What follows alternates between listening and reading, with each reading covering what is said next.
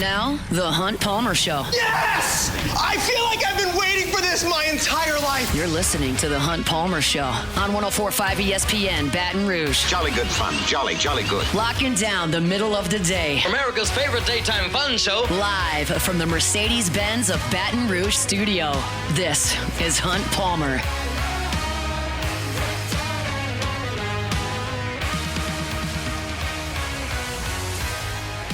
Welcome in. Hunt Palmer coming to you from the Mercedes-Benz of Baton Rouge studio downtown in the capital city on this Wednesday. About half the work week in the rearview mirror. In fact, more than half the work week in the rearview mirror for us here at 104.5 ESPN Baton Rouge. We'll be taking the day off on Friday. I hope that is the case for you as well. We're working towards getting you to that holiday weekend right here on the Hunt Palmer Show. Lots to do on this Wednesday. Jordan Kitchens and Cassie Spazzali back there on the ones and twos. Koki Riley with us in 15 minutes talking LSU baseball. Is Derek Carr faking an injury? I've got thoughts on LSU and McNeese. Also got a piece up on LouisianaSports.net right now that is very heavy on numbers. I think it might actually be better to read than for me to go through on the air.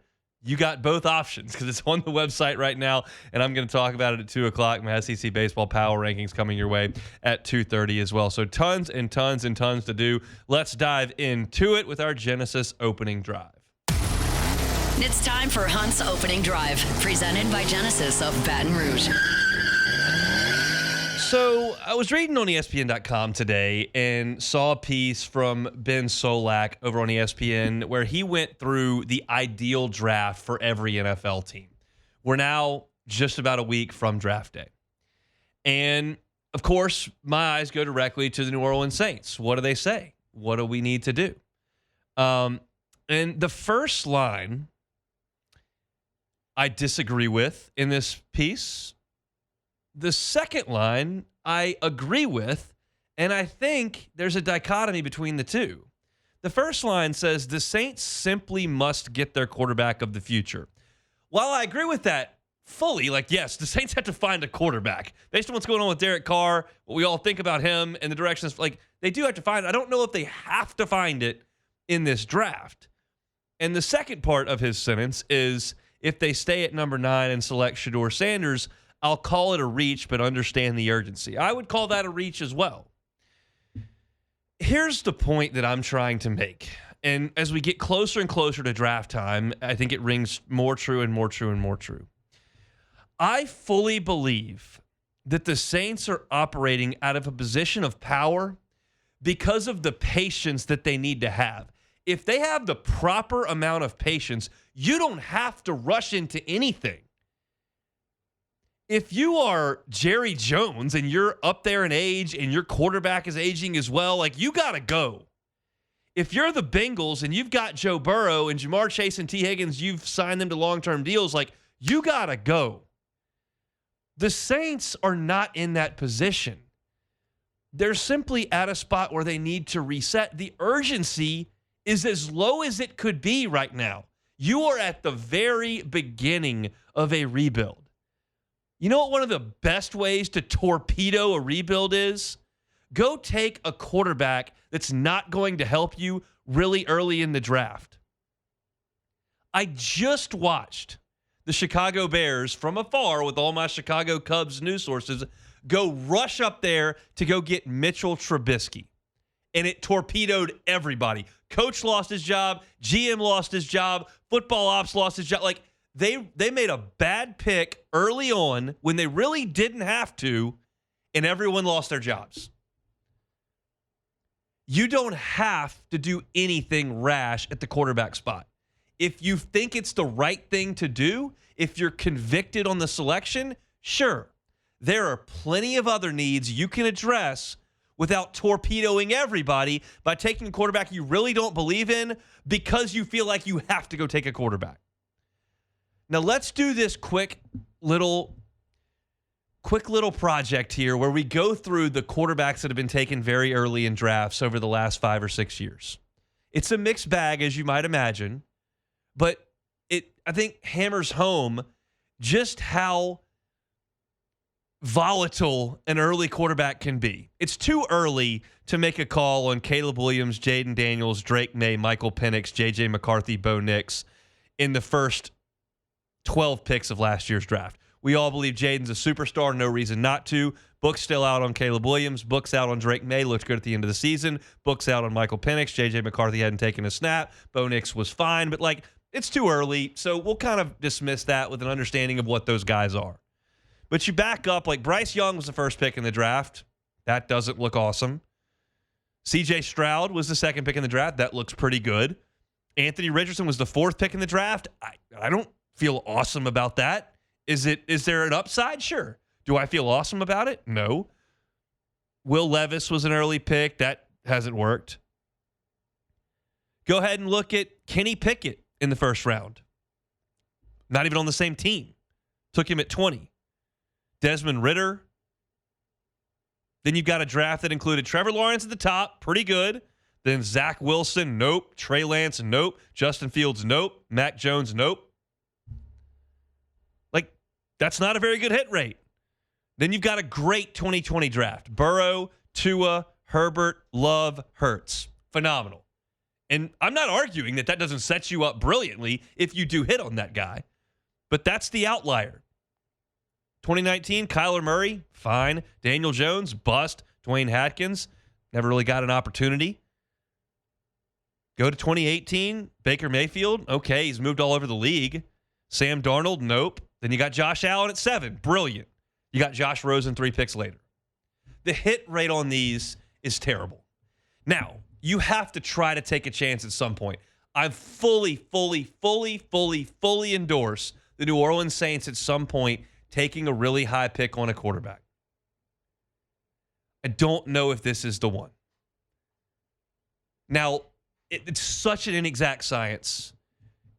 There are so many people that get it wrong, both on ESPN and on Fox and in front offices. Drafting a quarterback is such a crapshoot. And it's better to roll the dice than to just sit in the back. If you sit in the back, you never win. But you do have to play it in a calculated manner. And the point that I'm making with the Saints is that they don't have to push all their chips in if we're using the craps analogy. You've got a lot of chips, meaning time. You have a lot of time. You don't need a quarterback to take all your snaps this year and go. If you get him, awesome. But you don't have to rush forward and do it. If you think Shedeur Sanders is the 43rd best player in this draft, I'm just making that up, but just hypothetically work with me. If you think he's the 43rd best player in this draft, don't take him at 9. Take the guy you have 6th on your board that either plays offensive line, rushes the passer, whoever it is. This is all hypothetical. We'll work on the actual picks as we move forward. But the Saints need players. They need cheap, young players. They don't need a high-risk selection right at the top. So while I agree with the notion that Ben Solak makes to start his piece, the Saints need their franchise quarterback, there's no law that says you got to do it at 9. You can do it at 40. You can do it in the 3rd round. That's where I'd like to try to take a real low-risk swing. At the top, no. And certainly I'm not talking about trading up and mortgaging picks at this point. There will be quarterbacks in the next draft. And guess what? I've got some news that the Saints should probably be really willing to accept. They're probably going to pick pretty early in the next draft. Probably going to pick really early in the next draft. And there's another position of strength. And hopefully, when you pick early in that next draft, you've got 4 starters from this draft, including the 9th overall pick, that give you a stronger foundation to start pushing off the dock with said new quarterback. Now, there are some things I can't know. I can't know how patient the executives have promised to be with Kellen Moore. I can guess because they've been super patient with everybody over there. How patient are we been with Mickey Loomis right now? We were trying to be even more patient with Dennis Allen when we knew that wasn't going to work.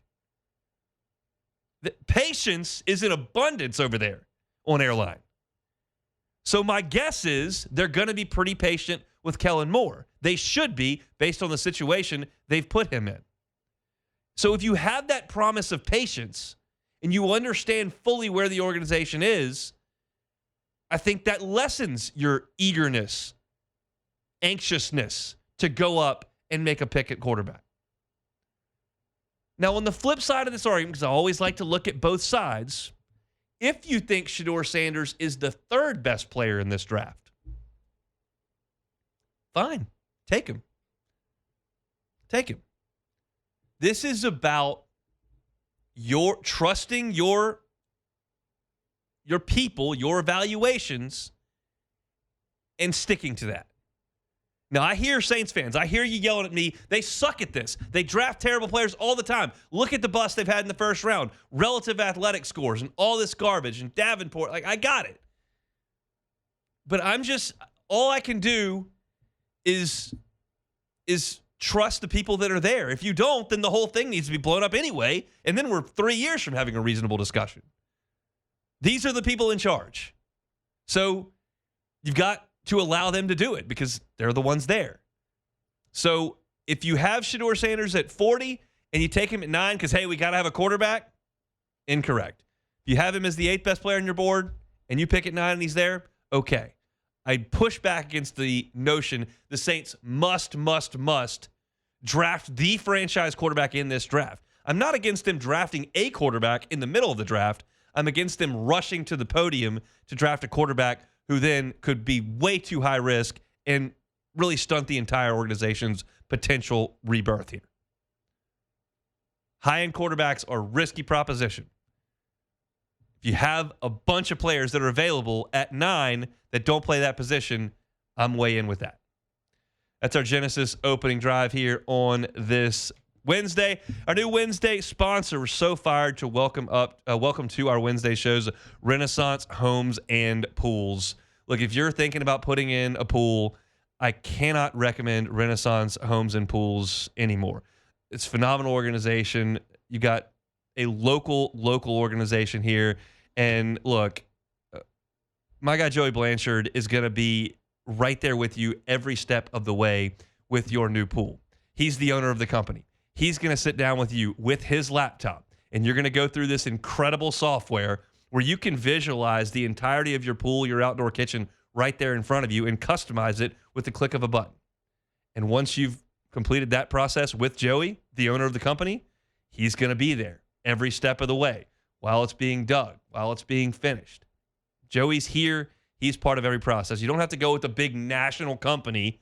Go with a local company that's going to be there and have a firsthand experience with you. It's Renaissance Homes and Pools. Check out the website, builtbyrenaissance.com. That's builtbyrenaissance.com. If you're looking to put a pool, outdoor kitchen in here this summer, you can get that process started very, very quickly by going to the website, builtbyrenaissance.com, or giving Joey a call. I'm going to give you his phone number each and every week, 225-252-7745. That's 225-252-7745. It's Renaissance Homes and Pools. They bring you our Wednesday shows each and every week. Take a time out. Come back with Koki Riley of The Advocate next. The Hunt Palmer Show. This is The Hunt Palmer Show on 104.5 ESPN, Baton Rouge.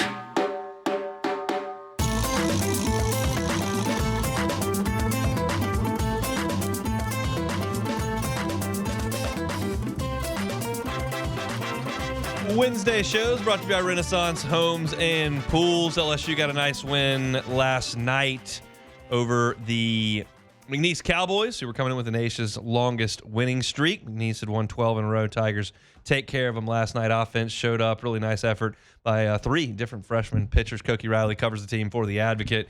Was on site last night. Joins us now on the Jim's Firearms Hotline. Koki, how are you?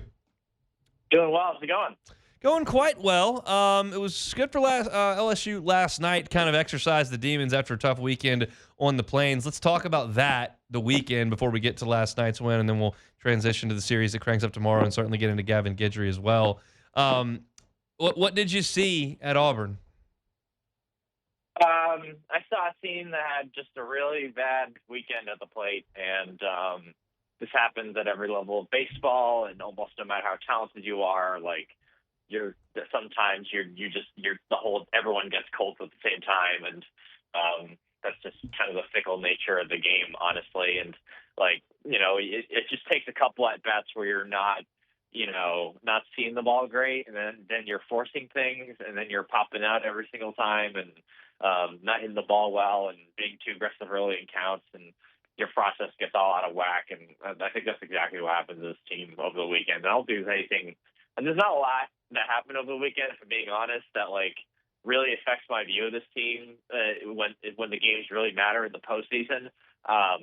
But it does affect how comfortably they could be a super regional team in terms of hosting a super regional, being a top 8 seed. So it affects that, but I don't really think it fundamentally changes the way I look at this team at all. That was kind of my exact refrain after last week in Norman. I was like, I think they pitched it pretty good, but the conditions were really bad. I just think the most important thing is that they won 3 games on the road in the league.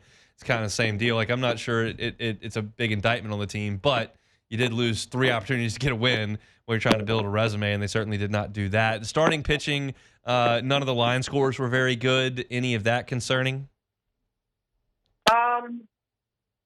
Not super duper. I think with Anthony Ianson, again, it's we kind of know. I feel like I kind of know what he is at this point, where it's the second time through the order is going to be an adventure, and how much luck can he get because he's going to get hit hard to some degree. It's what kind of luck can he get in terms of guys catching fly balls, somehow getting away with getting those putouts on those 2 strike counts. It's going to come down to stuff like that, which is kind of what we've seen so far through 5+ weeks of conference play. So it's the second time through first time through the order again, he was again this week. He was more than fine. They only gave up 1 hit.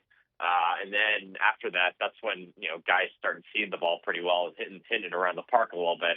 And it's just limiting that as much as possible is kind of the key for him. Can you get more of those 2 runs in 5 innings appearances than those 4 runs and 4 innings appearances, right? Then with Cade, it's interesting though, right? Because he's really, really good. And he's clearly the best starting pitcher on this team.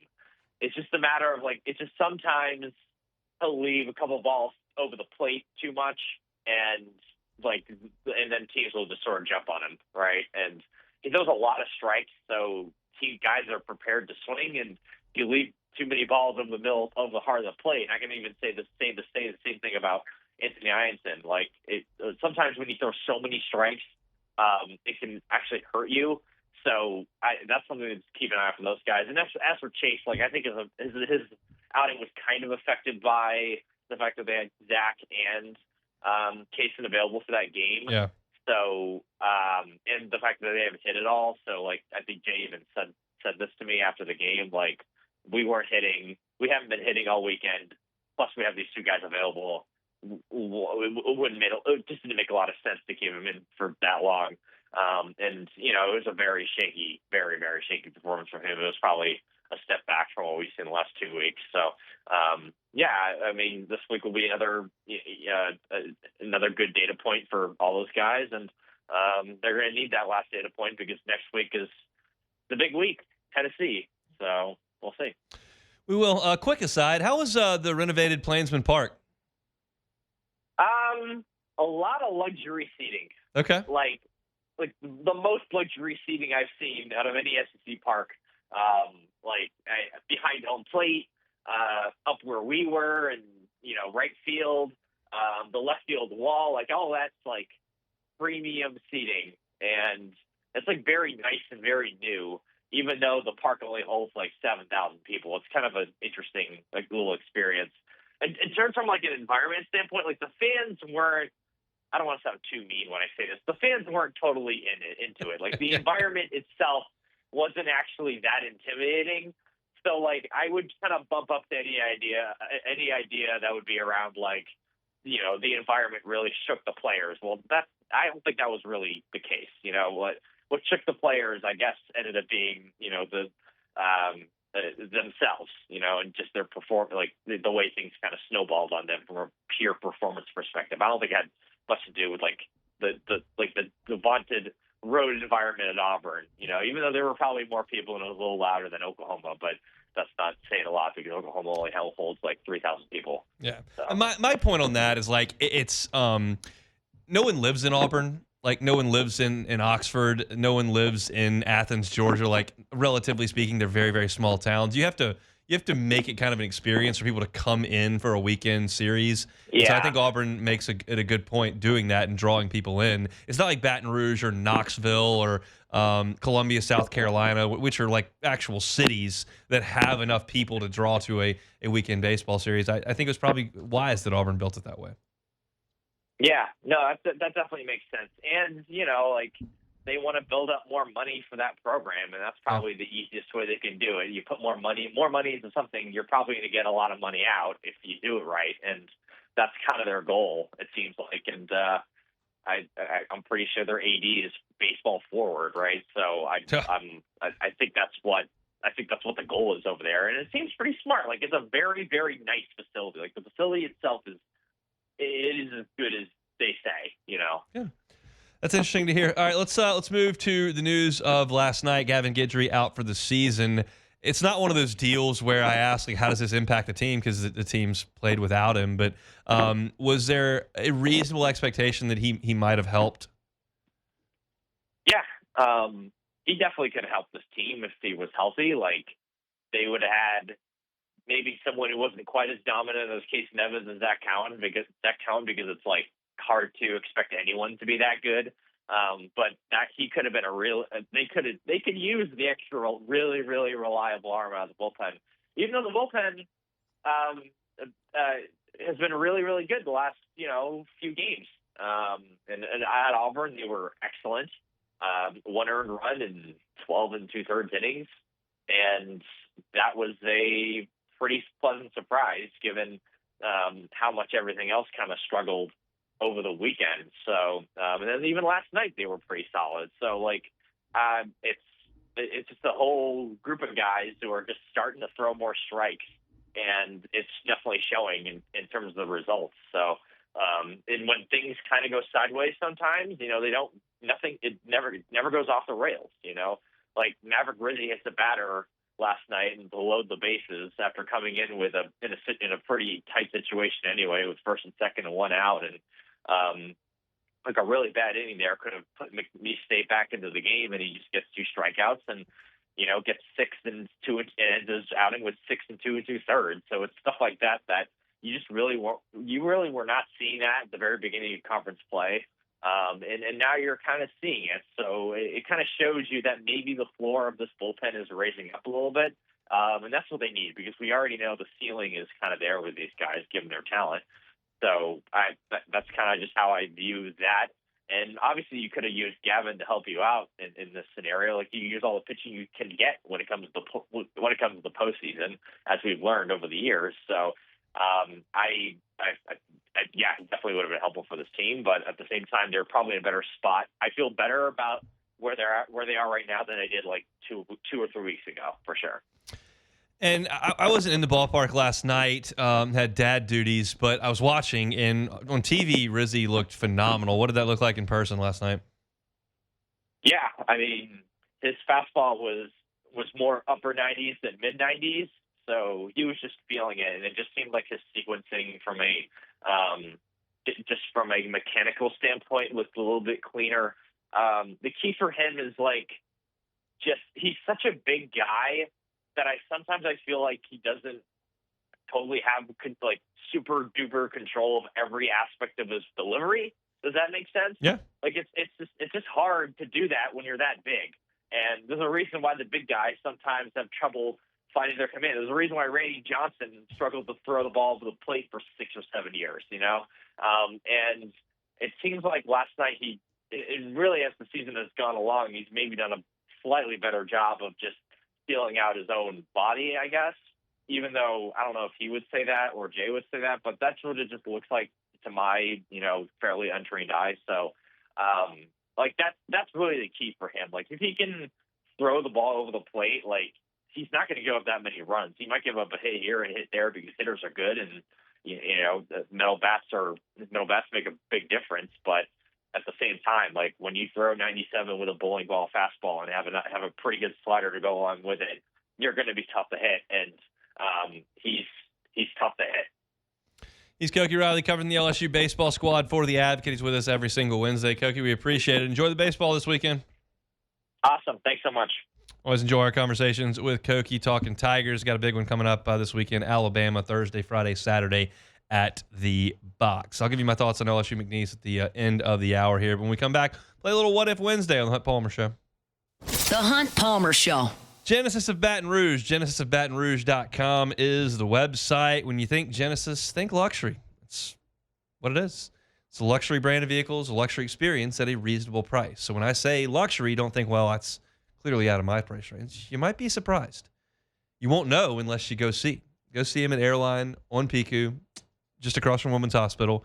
Phenomenal staff there. Incredible facility. The dealership, as I've told you all a few times, when I was in the insurance business, I worked with car dealers, and I've been in a lot of dealerships all over the state, and I can tell you that I've never been in one that's finer than this one. The service aisle is impeccably clean.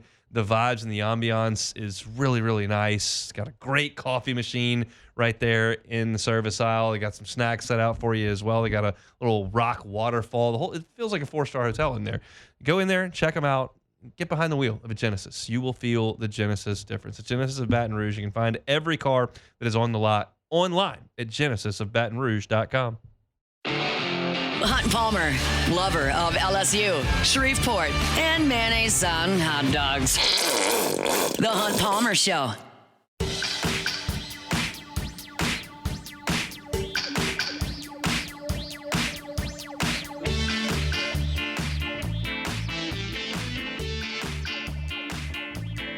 Back here on a Wednesday edition of the Hunt Palmer Show. Appreciate Koki Riley for stopping in. Second hour, got a lot to do. I've got a lot of statistics on LSU baseball, some regarding just purely SEC numbers, some big picture stuff, and how LSU compares to 2023 and 2024, and how they compare to the rest of the SEC at this point. And a lot of that is up on Louisiana Sports right now. There's a story called Statistically Speaking. You can also check it out on my Twitter at HuntPalmer88. But I'll get into that 25 minutes from right now. Got some Saints to get into with Derek Carr. Is he faking an injury? Talk about that in the second hour. And my SEC baseball power rankings about 1 hour from right now. What we'll do right this second is What If Wednesday. Time, space, reality.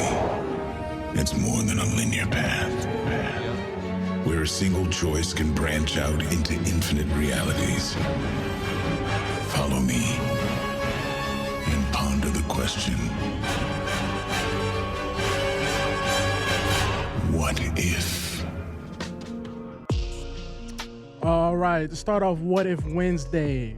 What if you could pick 1 month to go to the beach? What is it? I have a strong answer on this. I feel very strongly about this. First of all, I love going to the beach in the summer. I love in June, July. It's great. I don't care about being hot. That's what the water's for. That's what the cold ice chest is for. Yeah. I'm fine going in the summer.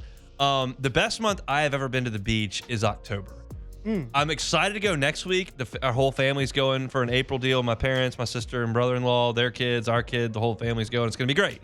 And it's not that hot. The high's in like the mid 80s for next week. Perfect weather.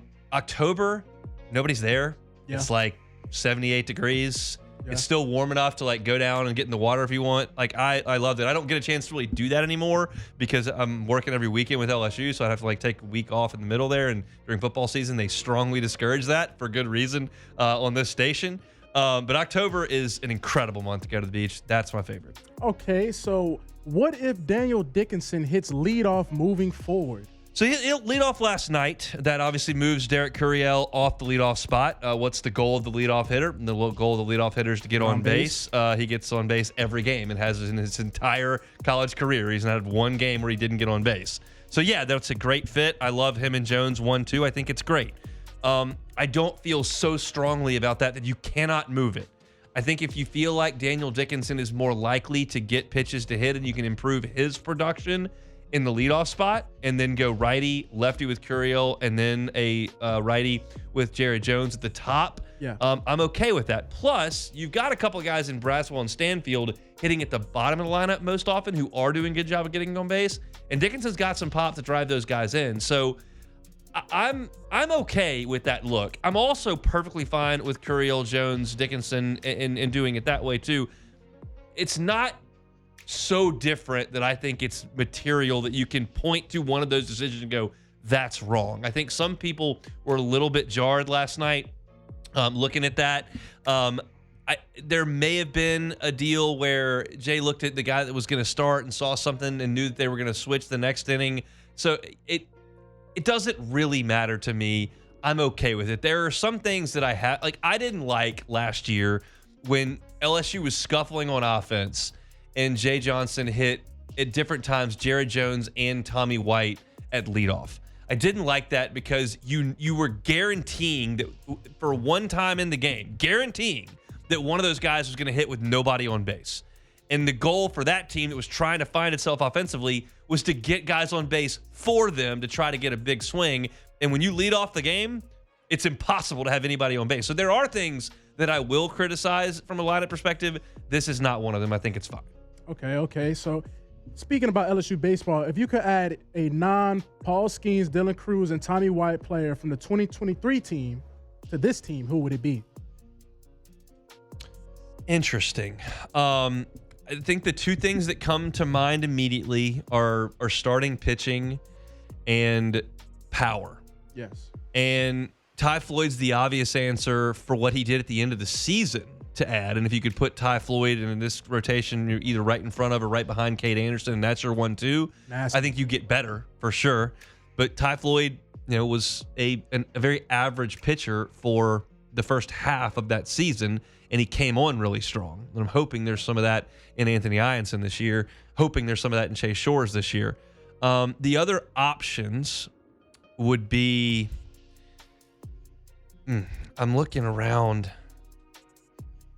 Trey Morgan, potentially? I have a great first baseman in Jared Jones, and I don't know that Trey is measurably better as far as production from what I'm going to take out of the lineup to put him in there. Technically, I guess you could put Jones at third, sit Braswell or Reeves, and then play Morgan at first. I don't know how much better that makes you. I think that when I think about power, I think about Braden Jobert playing right field. I think about Cade Beloso as a DH maybe. The way that he finished the season, his numbers were phenomenal. But I think ultimately pitching is the most important thing. I think if I add Ty Floyd to this team and I theoretically go Cade Anderson first, Ty Floyd second, and then Anthony Ianson is my number 3, and then move Chase Shores back into the bullpen, I think that's probably the best way to go. I think that's the way I'd have to go for it. Okay, so what if Roger Goodell calls you and says, Palmer, we need you to call the Saints pick at the draft? What are you doing? Are you actually going to do that, Hunt? Are you hinting at something right now? I'm going to go. I don't think he's going to be there. But if I get to name my pick, if I get to name the player the Saints pick realistically, I'm not going to go with Cam Ward. We're going to be a little bit more realistic than that. There's no way that Cam Ward's there at I'd be number 9. a blessing in disguise. I think I'm going with Mason Graham, the defensive lineman from Michigan. I think that's the ideal pick for the Saints. Yes. Sure, Abdul Carter would be phenomenal. I have no issue at all taking either tackle from Missouri or Will Campbell. There are a lot of guys that I'd be fine with for the Saints, but I think Mason Graham, pairing him with Brian Brzee on the interior of the defensive line, he's a better run stopper than Brzee, and he does have some pass rush ability. I think that would be my ideal pick if I was the Saints. But guess what? I'm the host of the show. I get to make the rules of the show. Yeah. I'll let you pick whoever you want. I'm going to take Cam Ward off the board, and you can basically have anybody else you want. Well, I mean, if it's anybody else, and I don't have to worry about somebody getting, snatched above me. You get to name the player. Oh, I mean, I would go Travis Hunter 10 times out of 10, just because. Well, Olave got number 12, so that'd be a problem. I don't think they're worried about that. They'll find a way to get somebody's number. That's kind of a problem. But, just off, like I said, quarterback, that's not the immediate fix for this team. It would be nice, but that's not the immediate fix. Travis, he actually fills 2 holes because you need a cornerback and you need a receiver. I'm not saying he can sit there and play every play, but he'll be dynamic. jersey sales. Like I said, just he'll bring some juice to the franchise. I probably should have taken him off the board too because he's not going to be there. It was too tantalizing. That's good. Do you have a second pick? That's the best pick. But I think there's a 10% chance Mason Graham's still there at 9. I think 9 out of 10 times he's not there, but maybe there's a chance at 10. Okay. At 9, but is there? I don't think there's any chance Travis. Oh, no chance at all. He would have to have like a Laramie Tunsil situation, like that. That's the only way. That's gas mask full of weed. Okay, well, on draft day. That's the only way. So McMillan kind of scared me away with the film. Yeah, he kind of scared me away with the film. But they said that was an old video. We need a receiver. We have too many 5'10" guys out there running around. So he would be nice. I like that pick as well. Yeah, I like him.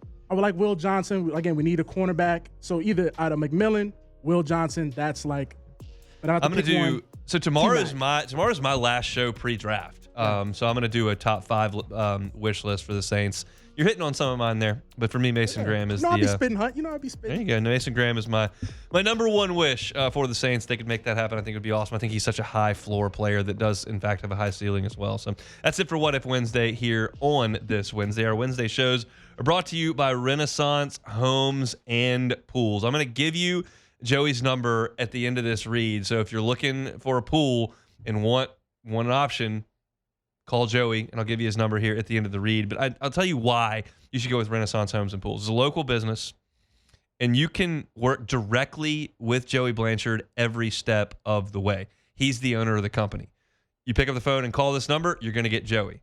When you have the initial meeting where you go over the design of your pool, your outdoor kitchen, you're going to have that meeting with Joey in his laptop. You're going to look into the software. If you've got an idea of what you want, he'll work with you on that. If you'd like some options, he can handle that. You sit down for an hour and a half or so and kind of go over everything that you want. And then you can see in this software that they've got at Renaissance Homes and Pools what that pool is going to look like exactly.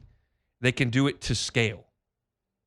They can put the furniture out there, get any accessory that you may want, and then they'll make it a reality. And this is a great time to get started because you can have that process work from start to finish, depending on the size of it, and you understand that every pool is not the same. 6 to 8 weeks. You're talking about a little bit 2 months, and then you can be in your pool. It's April right now. You can swim in this city until October, maybe November. Work with Joey Blanchard and built in Renaissance Homes and Pools and get in the pool of your dreams. BuiltByRenaissance.com is the website, BuiltByRenaissance.com. And here's that number that I promised you, 225-252-7745. 225-252-7745. Give Joey a call today and get started with the pool of your dreams with Renaissance Homes and Pools. Come back and close it out. My thoughts on LSU and McNeese last night. It's the Hunt Palmer Show. The Hunt Palmer Show. You're listening to The Hunt Palmer Show on 104.5 ESPN, Baton Rouge.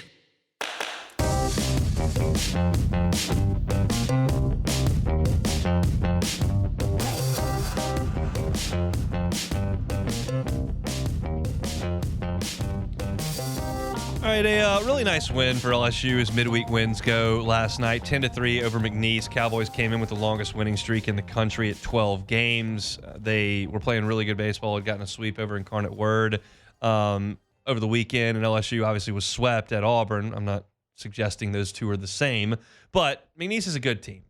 They do a really good job of throwing strikes. They do a good job of drawing walks. They don't strike out a lot, and they've won a ton of games. And McNeese is very much in the mix to be an at-large tournament for the NCAA tournament. Now, they're going to have to work to get there, and last night would have been a nice feather in their cap. They didn't get it because LSU played some pretty good baseball. After the funk that LSU was in over the entire weekend offensively at Auburn, it was good to see him break out for 3 runs there in the first inning. You see Jared Jones bash a 2-run homer to right center field, and I know a lot of folks have taken my tweet and run with it a little bit. Yes, Jared Jones has 12 home runs on the season, and yes, 11 of those are in non-conference play. Only 1 is in league play, but I would rather him hit home runs in the non-conference than not. So it was nice to see him break out. He also rifled a single into the left center field gap to score a run in the second inning. So he batted 2 balls in the first 2 innings over 100 miles an hour last night, which was really nice to see. But to me, the story was not Jared Jones 3 for 3 night on offense, was not Ethan Fry's 3 for 4 night on offense. The story was the 3 freshman pitchers that were, in my estimation, really good. Maverick Rizzi was sensational last night. His final line is great: 2 2/3, 1 hit, 6 strikeouts, no walks. But to me, it was more than that. It was the fact that he came in, he did hit the first guy, which loaded the bases, but then he buckled down and boom, got 2 strikeouts with the bases loaded for the second and third outs of that inning, and then really never looked back. His fastball was 97-98 last night. He threw some sliders for strikes. I thought he looked great, and one of the telling statistics is that 31 of his 41 pitches went for strikes in the game. He's really coming on. I'm going to talk about that in a little bit more detail in the next segment. We get into some statistics, but last night I thought he was great. William Schmidt's line does not read great last night. 3 1/3, 5 hits, 2 runs, 2 earned runs, 1 walk, 4 strikeouts. But just watching the outing, I really felt good about it. This is a personal thing for me, just how I watch pitchers work. When someone is in complete command, I feel like they're driving the baseball to the glove, driving it into the strike zone.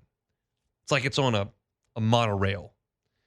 When you're not, it feels like you're spraying it. And there have been outings this year for William Schmidt where the fastball's still 94, 95, and the breaking ball still got a lot of life to it, but it's being sprayed. It's not commanded. You're missing by 1.5 feet, 2 feet. It's not a competitive pitch on 3-2. There's just the command is just not there. And last night, for those first 3 innings, I felt like he was just driving the ball to the glove. And it was with the breaking ball for strike 3s and for first strikes, and it was with the fastball. I thought he looked awesome. And then in that 4th inning, he gets behind 2-0, lays a fastball in there, and it gets crushed off the top of the wall in right center field. Then he falls behind 3-0, and one of Manise's best hitters gets a 3-0 green light, and hits the ball out of the ballpark to right field. And that's where he just lost his command. Now, the next hit that he gave up was on a 2-strike pitch, but those 2 big swings came from big-time advantage hitter counts, and you've got to try to stay out of those. But he did for the most part, and I felt like after a really, really good outing in Thibodaux last week that he built on that last night. Again, the line is not sparkling. It doesn't look as good as Rizzi's, but just watching it, I thought that Schmidt and Rizzi really took steps forward in the game. And then you saw Cooper Williams come in, and he goes 1 inning, 3 up, 3 down, gets a fly out and 2 punch outs. I thought he looked very good as well. I think he is probably a little bit further off of Rizzi and Schmidt where they are as far as helping this team on the weekends. But Jay Johnson sure does like what Jacob Myers is doing. He threw the last inning of the game, gave up 1 hit, but he did have 2 strikeouts, and Jay continues to sing his praises. That's always going to be a little bit of an iffy deal for me because it's just so difficult for him to throw strikes at times. But I do have to tip my cap where credit is due. Jacob Myers last night threw 19 pitches, 14 of them were for strikes. So that's an excellent, excellent sign. Look, McNeese is in the Southland Conference. They're not as good as LSU. I said that yesterday. It is a good team. It is a regional caliber club, and LSU kind of asserted their will, got off to a good start offensively, which they didn't do in any of the games over the weekend at Auburn, got some quality pitching performances from a lot of guys that we figured would be in the ball game. And I thought that it was a really nice midweek win. LSU has completely taken care of business in the midweek thus far. I think they're 11-0 now in midweek games, and you're talking about an RPI that still sits there in the top 10 at number 8 or number 9, depending on what happened earlier today. So it was a good win. It was a workmanlike win. It involved all aspects of the game. And I think when you hammer out 13 hits and 10 runs, you can't help but feel a little bit better about yourself as you go into an SEC weekend that'll come a day early tomorrow on Thursday as Alabama comes to Alex Box Stadium. And Alabama has not pitched it very well. So LSU's offense needs to get some momentum going here over the course of this weekend. That's a look at last night's baseball performance. We got a lot more baseball coming in hour number 2 to start off the hour. I got a deep dive on statistics that I think is enlightening and maybe some things that you weren't quite aware of. So we'll get into that after SportsCenter. If you missed any of the first hour, catch it on demand wherever you find your sound. Search Hunt Palmer Show, like, subscribe, rate, and review. Do the Saints have to take a quarterback? Talked about at the top of the show, Koki Riley talking LSU baseball on What If Wednesday. Second hour, we got some LSU and some Saints to get to. We'll do that after SportsCenter on the Hunt Palmer Show. The Hunt Palmer Show. One Bath and Closets. OneBathAndClosets.com is the website. David Vaughn and his team, 30 years redesigning and remodeling bathrooms and closets. Look, closet space may not seem important to you, but it is important to some. And my wife moved into our first home together, and she hated the closets, just hated them. And we had coats and winter clothes in one closet in a different room, and she had stuff up in the attic. We didn't have the room. And so we prioritized closet space in our move and have been much, much happier. You don't have to move to make that happiness happen. Just call David Duvall, One Bath and Closets. They can create some more space for you, or just use your current space more efficiently. They've got financing options available, 0% for 18 months, same as cash. Start that process today with a free consultation at onebathandclosets.com. He's been doing it for 3 decades. He can handle your workload as well. It's One Bath and Closets. You can find David Duvall and his team online. It's onebathandclosets.com.